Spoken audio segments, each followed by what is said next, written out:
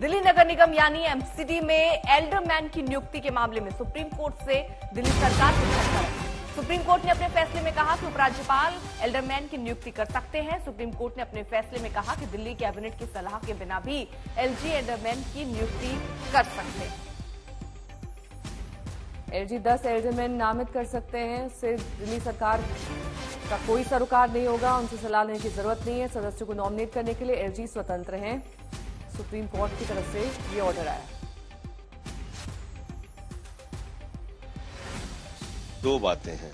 पहली बात तो ये कि इतना विलंब से फैसला आया। सुप्रीम कोर्ट बार बार कहता है कि त्वरित गति से सब कुछ होना चाहिए। 15 महीने लगा दिया आपने ये फैसला देने में। दूसरी बात, एक चुनी हुई सरकार का मतलब क्या है? अगर आप चुनी हुई सरकार के सारे अधिकार धीरे धीरे करके खत्म कर देंगे, फिर दिल्ली के अंदर चुनाव करके जो लोग वोट देते हैं उनको तो आप निराश कर रहे हैं। आप एलजी को हर चीज में अधिकार देते जा रहे हैं कि वो दिल्ली सरकार को अपने डंडे से चलाए। तो मैं समझता हूं कि ये एक बहुत ही दुर्भाग्यपूर्ण फैसला है। और दूसरी बात यह है कि जो सुनवाई के दौरान कोर्ट की टिप्पणी थी उसके बिल्कुल विपरीत फैसला है।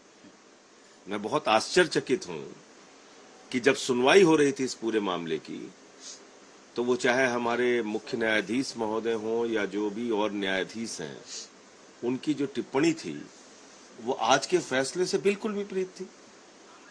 तो मुझे लगता है कि एक बार पूरा फैसला पढ़ेंगे कि क्या आया है इसमें, लेकिन फिलहाल इस फैसले से हमारी जो है असहमति है और इसको देख के फिर आगे बात करेंगे।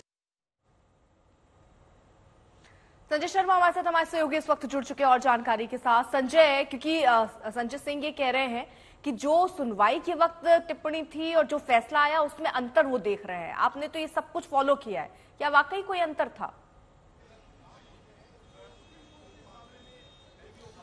सुनवाई के समय अदालत बहुत सारी चीजें पूछती है, तह तक जाने के लिए बहुत सारे सवाल करती है। तो उन सवालों का मतलब ये नहीं होता कि वो जजमेंट में रिफ्लेक्ट करेंगे।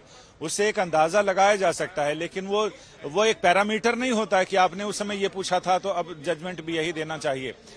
अदालत कई बार मामलों की तह तक जाने के लिए बहुत सारे ऐसे सवाल पूछती है जिससे सुनते हुए लगता है कि शायद मनीष सिसोदिया वाले मामले में उनकी जमानत का मामला संजय सिंह जी को याद होगा, जिसमें अदालत ने कहा था कि ईडी से कि आपका जो एप्लीकेशन है और आपके जो आरोप पत्र हैं वो काफी लचर हैं और ऐसे में हमें लगता है कि 2 घंटे भी नहीं टिक पाएंगी आपकी चीजें। लेकिन जब जमानत का आदेश आया तो उस समय कोर्ट ने मनीष सिसोदिया की जमानत मना कर दी और उनको जमानत पर रिहा करने का आदेश नहीं दिया। तो ऐसी बहुत सारी चीजें होती हैं। हम तो रात दिन देखते हैं कि पहली सुनवाई में लगता है कि बस अब तो मामला एकदम सही है और ये इस आदमी को रगड़ दिया है कोर्ट ने, लेकिन जब फैसला आता है तो बहुत सारी चीजें बदलती हैं, जवाब आते हैं, हलफनामे आते हैं, उनके बाद बहुत सारी चीजों पे अदालत का रुख बदलता है। तो ऐसा नहीं है कि अदालत जो टिप्पणी कर दे वो उसका फैसला ही माना जाए।